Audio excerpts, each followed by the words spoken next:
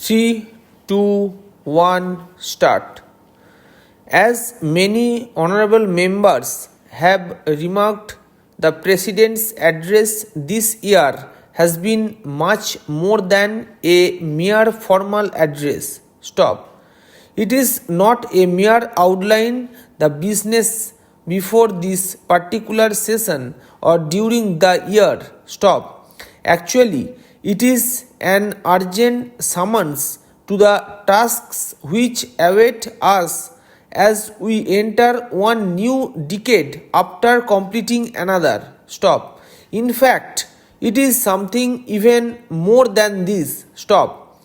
It marks the transition from one definite stage in our economic development and political evaluation to the beginning of another. Stop. Anyone who views modern Indian history with comprehension and a sense of fairness, anyone who is at all conversant with the processes of economic development knows that today the country is economically and politically stronger than it was before and also more capable of facing the challenges with which it is confronted. Stop. In fact, at no time has there been more enthusiasm and greater self-confidence in the people of India, a greater expectation of change, and also I would say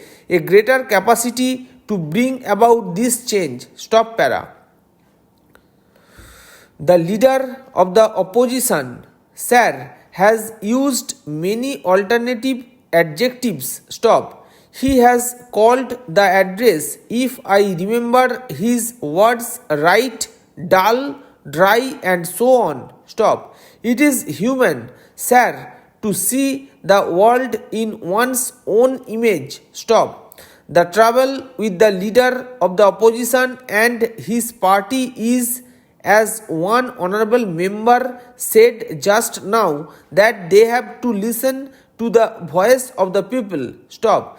They have ceased to notice the urge and the fervor which is so evident not only to our countrymen but to the many people who have been visited us from different countries, from all parts of the globe in recent months. Stop para.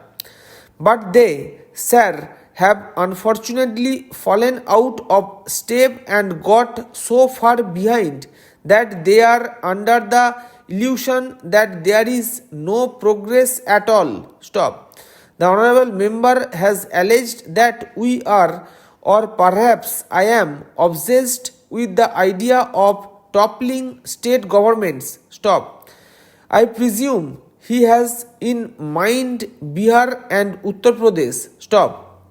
Now, sir, Bihar is his home state and I do not know whether he has some grievance against the ending of the governor's rule there, because that is the only government that was toppled in Bihar, and right only some little time ago I was being urged by some of the same people to end the governor's rule as soon as possible. Stop para.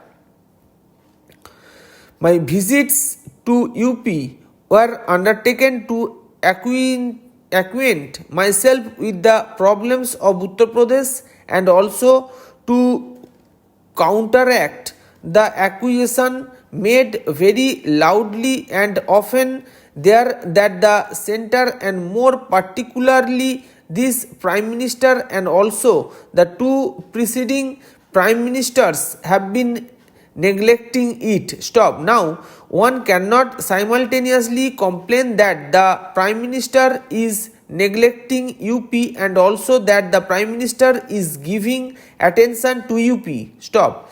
You have to make up your mind which out of the two you want. Stop.